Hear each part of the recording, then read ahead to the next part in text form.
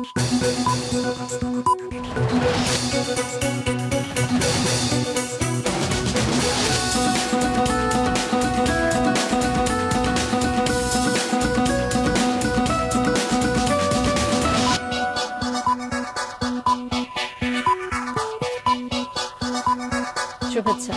স্বাগত দুপুরের মাছরাঙা সংবাদে। আপনাদের সঙ্গে আছে কাজী রওশন আরা সাকিব। শুরুতে গার্ডিয়ান লাইফ ইন্স্যুরেন্স সংবাদ শিরোনাম।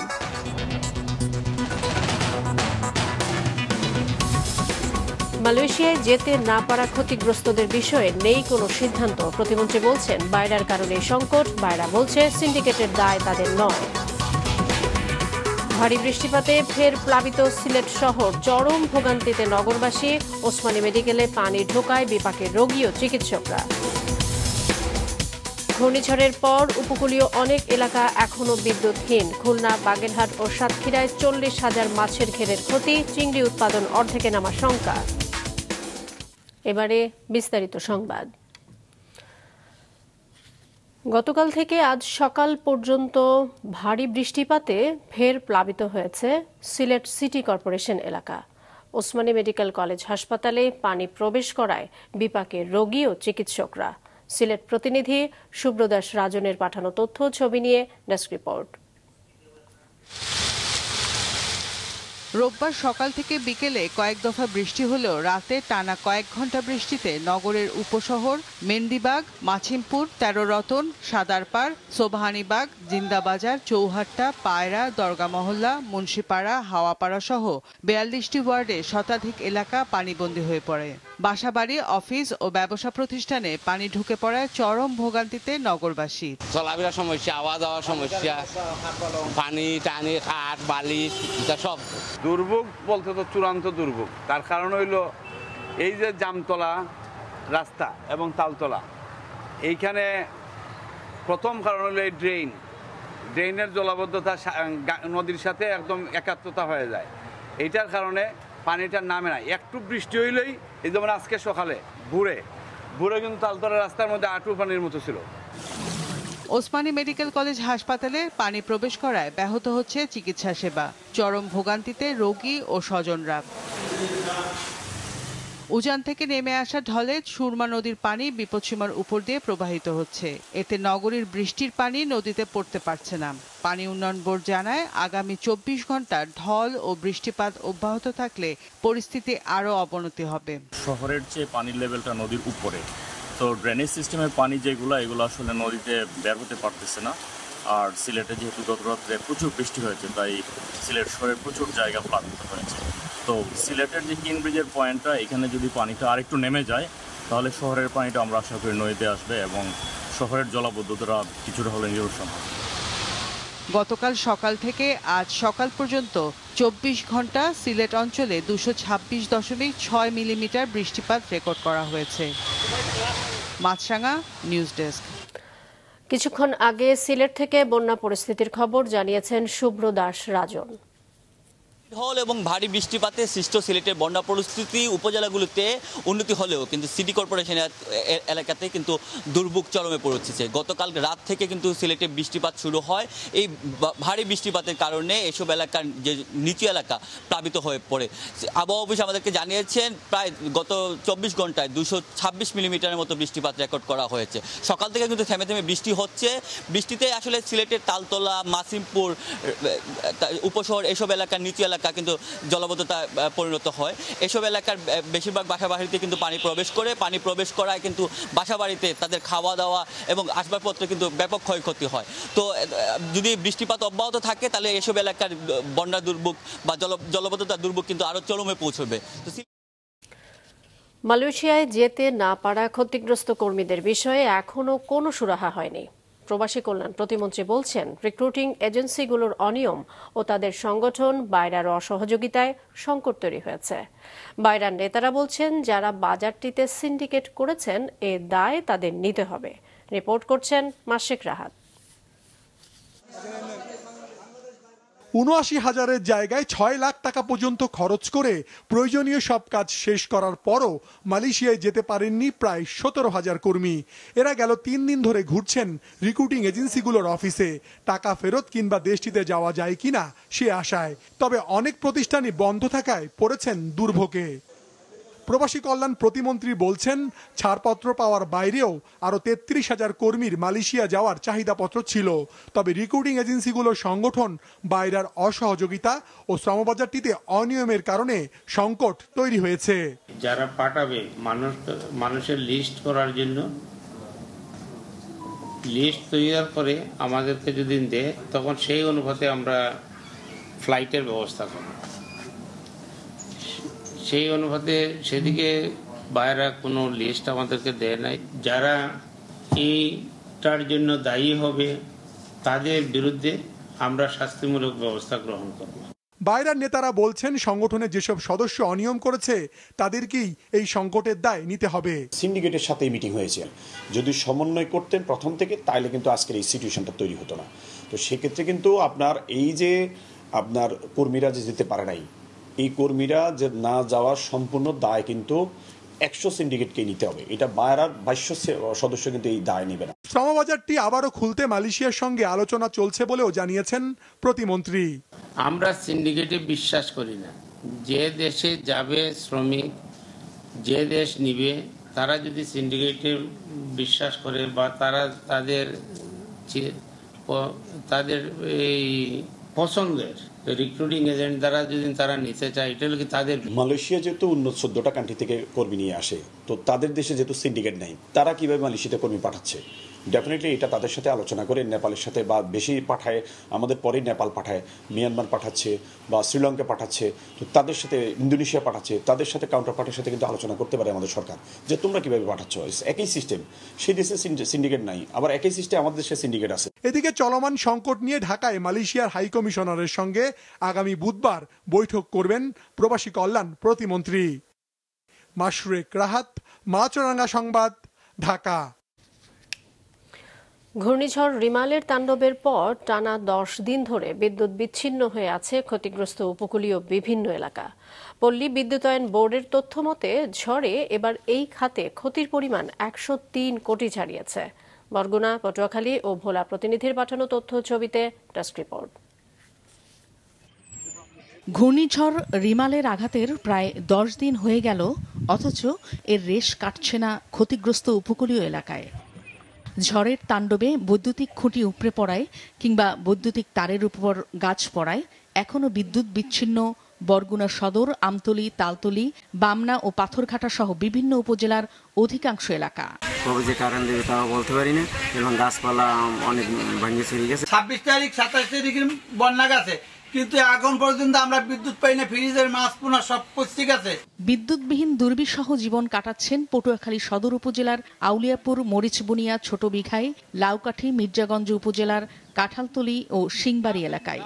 একই পরিস্থিতি বাউফলের নওমালা এবং কলাপাড়ার কুয়াকাটার বিভিন্ন স্থানে। ট্রান্সমিটার ভাঙ্গিয়া, খুঁটি ভাঙ্গিয়া পড়ে রয়েছে, গাছ পড়ে, কিন্তু কোনো বিদ্যুৎ আমরা এখন পর্যন্ত পাইনি। আমরা তো বড় বিপদে আছি, বন্যায় 10 দিন তো বিদ্যুৎও নাই, এরপর ঘর দুয়ার তো গেছি, আশপাশের তো গেছে লাগে। পটুয়াখালী ও বরগুনা জেলা পল্লী বিদ্যুৎ সমিতির তথ্য মতে 2 জেলায় ঝড়ে এবার 1720টি বৈদ্যুতিক খুঁটি উপড়ে পড়েছে এবং 450টি খুঁটি ভেঙে যাওয়ায় 7.5 কোটি টাকার ক্ষতি হয়েছে। ক্ষতিগ্রস্ত 88% গ্রাহককে বিদ্যুৎ সংযোগ দেওয়া হয়েছে। আমরা চেষ্টা করতেছি যাতে গ্রাহক দ্রুত বিদ্যুৎটা পায়, এর জন্য আর কি খুব চেষ্টা চালাই যাচ্ছি যে বিদ্যুৎটা দেওয়ার জন্য তাদের। এদিকে ভোলার অধিকাংশ এলাকায় বিদ্যুৎ সরবরাহ চালু হলেও সদর, লালমোহন ও বদরপুর ইউনিয়নের বিভিন্ন এলাকা এখনো বিচ্ছিন্ন। এখন তো গাছ গাছা ভরিয়া রয়েছে, অনহুন তো আমগো আয়া কারেন্টের লাইনটা অনহুন তো ঠিক করে দেন। আমরা কারেন্টের আবেদন করছি, হেরা একবার ছায়া মনে করেন আবার ওই আগে গেছি গিয়া, যাওয়ার পর মনে করেন হেরার কোনো খোঁজ নাই না। ময় মুরব্বীরা অনেক কষ্টে আছে, অসুস্থ লোকেরা কষ্টে আছে, ছেলেমেয়েরা পড়ালেখা করতে পারতেছে না। জেলা ওয়েস্ট পাওয়ার জোনের পক্ষ থেকে জানানো হয়েছে ঝড়ে 52 কিলোমিটার তার, 3টি ট্রান্সফরমার ও 61টি খুঁটি ক্ষতিগ্রস্ত হয়েছে। দ্রুত বিদ্যুৎ সংযোগ সচল করার আশ্বাস দিয়েছেন সংশ্লিষ্ট কর্মকর্তারা।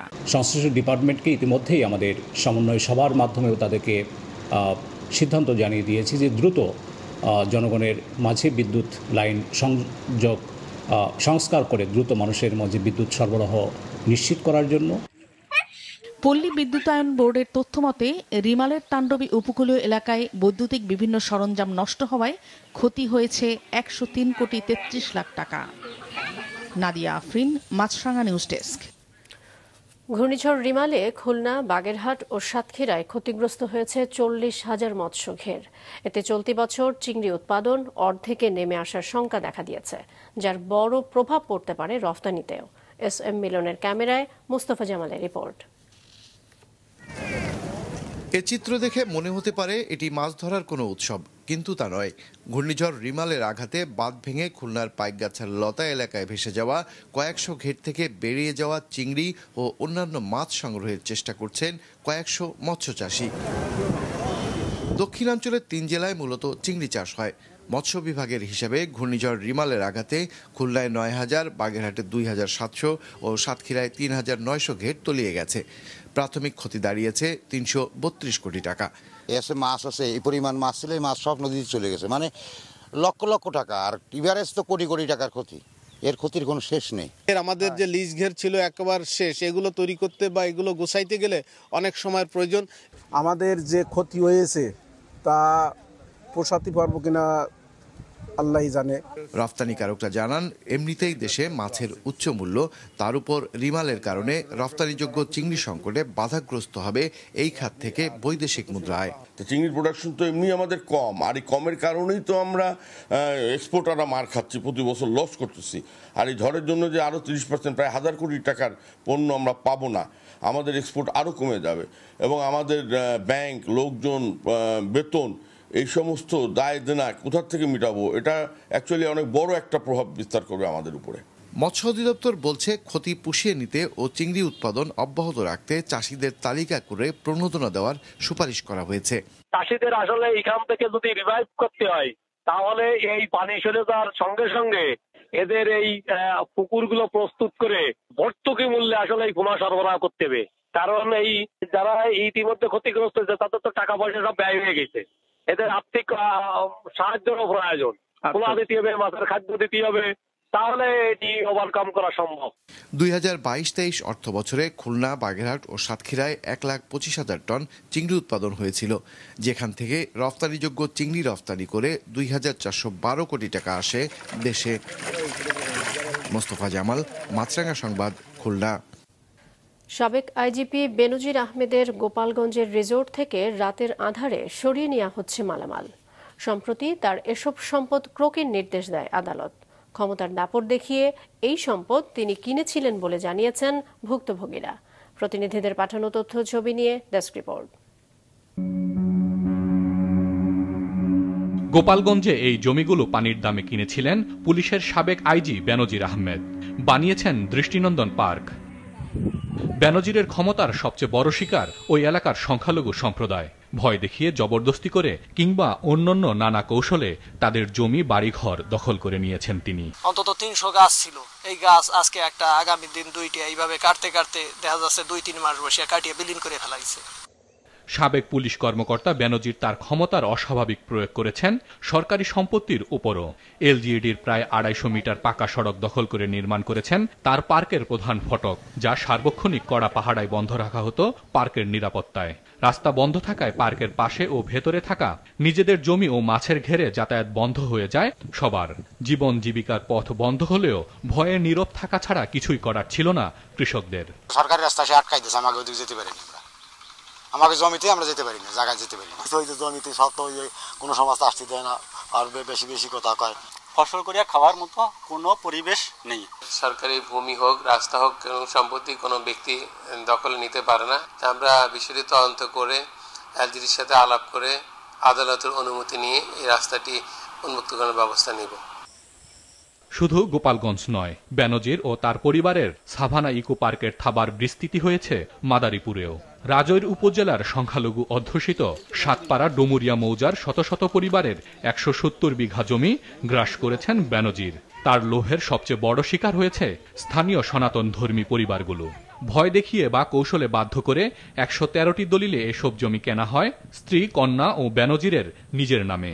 এত কষ্টের পর জমিটুক করছিলাম বাড়ি কষ্টে, জমিটুক দিয়েই স্যার যাই নাই ও দ্বারা একটু জমি দিয়া একজনের কাছ থেকে ওই জমি কাটে অন্য জমি ভেঙে ফেলছে আর তার বাধ্যতামূলক তাই দিতে হয়েছে দেওয়া রাখছে।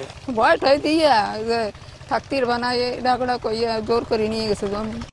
এরই মধ্যে দুর্নীতি দমন কমিশনের আবেদনে ঢাকা মহানগর দায়রা জজ আদালত বেনজির আহমেদের কেনা সম্পত্তি ক্রয়ের নির্দেশ দিয়েছেন। আমার বিশ্বাস এই ব্যাপারে ঊর্ধ্বতন কর্তৃপক্ষ তদন্ত করে দেখবে এবং ফৌজদারি আইনে তার নামে অবশ্যই তার সাজা হবে। তবে সাবেক আইজিপি বেনজিরের দুর্নীতির অভিযোগের পর নানা বিধিনিষেধের পরও সাভানা পার্ক নিয়ে নতুন নতুন অভিযোগ উঠেছে ওই এলাকায়। আদালত সম্পত্তির ক্রয়ের নির্দেশ দিলেও রাতের আধারে কয়েকটি ট্রাকে করে মালামাল সরিয়ে নেওয়া হয়েছে এমনটি জানিয়েছেন স্থানীয়রা। এমনকি ব্যাংক লোন নিয়ে করা খামার থেকে সরিয়ে নেওয়া হয়েছে অনেকগুলো গরু। 5 বছর র্যাব আর 2 বছরের বেশি সময় পুলিশের সর্বোচ্চ কর্মকর্তা থাকা অবস্থায় ক্ষমতার দাপট দেখিয়ে জ্ঞাত আয় বহির্ভূত বিপুল সম্পত্তির মালিক বনে যাওয়া বেনজির যাদের জমি দখল করেছেন দ্রুত তাদের জমি ফিরিয়ে দেওয়ার দাবি জানিয়েছেন গোপালগঞ্জ ও মাদারীপুরের পরিবারগুলো। এছাড়াও গাজীপুর ও কক্সবাজার সহ আরও কয়েক জায়গায় বেনজিরের সম্পদ আছে বলে বিভিন্ন গণমাধ্যমের তথ্যে বের হয়ে এসেছে। হাসান মেহেদী, মাছরাঙা নিউজ ডেস্ক। গোপালগঞ্জে 1000 বিঘার উপর জমি পানির দামে কিনেছিলেন পুলিশের সাবেক মহাপরিদর্শক বেনজির। বানিয়েছেন দৃষ্টিনন্দন পার্ক। বেনজিরের ক্ষমতার সবচেয়ে বড় শিকার ওই এলাকার সংখ্যালঘু সম্প্রদায়। ভয় দেখিয়ে, জবরদস্তি করে কিংবা অন্যান্য নানান কৌশলে তাদের জমি বাড়িঘর দখল করেছেন তিনি। অন্তত 300 গাছ ছিল, এই গাছ আজকে একটা, আগামী দিন 2টা, এইভাবে কাটতে কাটতে দেখা যাচ্ছে 2-3 মাস বসে কাটিয়ে বিলীন করে ফেলাইছে।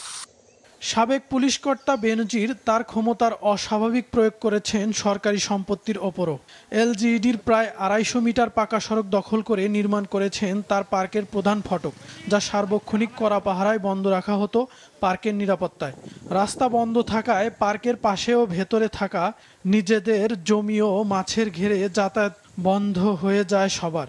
জীবন জীবিকার পথ বন্ধ হলেও ভয়ে নীরব থাকা ছাড়া কিছুই করার ছিল না কৃষকদের। সরকারি রাস্তা সে আটকাই দিয়েছে, আমাকে ওদিকে যেতে পারিনি আমরা, আমাকে জমিতে আমরা যেতে পারি না, জায়গায় যেতে পারি না। ওই যে জমিতে সব তো কোনো সমস্যা আসতে দেয় না, আর বেশি বেশি কথা কয়। ফসল করিয়া খাওয়ার মতো কোনো পরিবেশ নেই। সরকারি ভূমি হোক, রাস্তা হোক, কোনো সম্পত্তি কোনো ব্যক্তি দখলে নিতে পারে না। আমরা বিষয়টি তদন্ত করে এলজিডির সাথে আলাপ করে আদালতের অনুমতি নিয়ে এই রাস্তাটি উন্মুক্ত করার ব্যবস্থা নিব। শুধু গোপালগঞ্জ নয়, বেনজির ও তার পরিবারের সাভানা ইকো পার্কের থাবা বিস্তৃত হয়েছে মাদারীপুরেও। রাজৈর উপজেলার সংখ্যালঘু অধ্যুষিত সাতপাড়া ডুমুরিয়া মৌজায় শত শত পরিবারের 270 বিঘা জমি গ্রাস করেছেন বেনজির। এত কষ্টের পর জমিটুক করছিলাম বাড়ি কষ্টে, জমিটুক দিয়েই স্যার যাই নাই ও দ্বারা একটু জমি দিয়া একজনের কাছ থেকে ওই জমি কাটে অন্য জমি ভেঙে ফেলছে আর তার বাধ্যতামূলক তাই দিতে হয়েছে দেওয়া রাখছে। ভয় ঠয় দিয়া থাকতির বানায় ডাকড়া কইয়া জোর করে নিয়ে গেছে জমি। এরই মধ্যে দুর্নীতি দমন কমিশনের আবেদনে ঢাকা মহানগর দায়রা জজ আদালত মাদারীপুরে বেনজির আহমেদের কেনা সম্পত্তি ক্রয়ের নির্দেশ দিয়েছেন। আমার বিশ্বাস এই ব্যাপারে ঊর্ধ্বতন কর্তৃপক্ষ তদন্ত করে দেখবে এবং ফৌজদারি আইনে তার নামে অবশ্যই তার সাজা হবে। সাবেক আইজিপি বেনজিরের দুর্নীতির অভিযোগ ও নানান বিধিনিষেধের পরও সাভানা পার্ক নিয়ে নতুন নতুন অভিযোগ উঠছে। আদালত সম্পত্তি ক্রয়ের নির্দেশ দিলেও রাতের আধারে কয়েকটি ট্রাকে করে মালামাল সরিয়ে নেওয়া হয়েছে এমনটি জানিয়েছেন স্থানীয়রা। এমনকি ব্যাংক লোন নিয়ে করা খামার থেকে সরিয়ে নেওয়া হয়েছে অনেকগুলো গরু।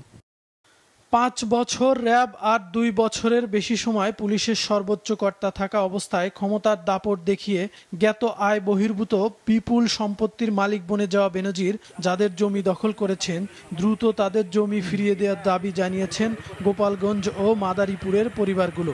এছাড়াও গাজীপুর, কক্সবাজার সহ আরও কয়েক জায়গায় বেনজিরের সম্পদ আছে বলে বিভিন্ন গণমাধ্যমের তথ্যে বের হয়ে এসেছে।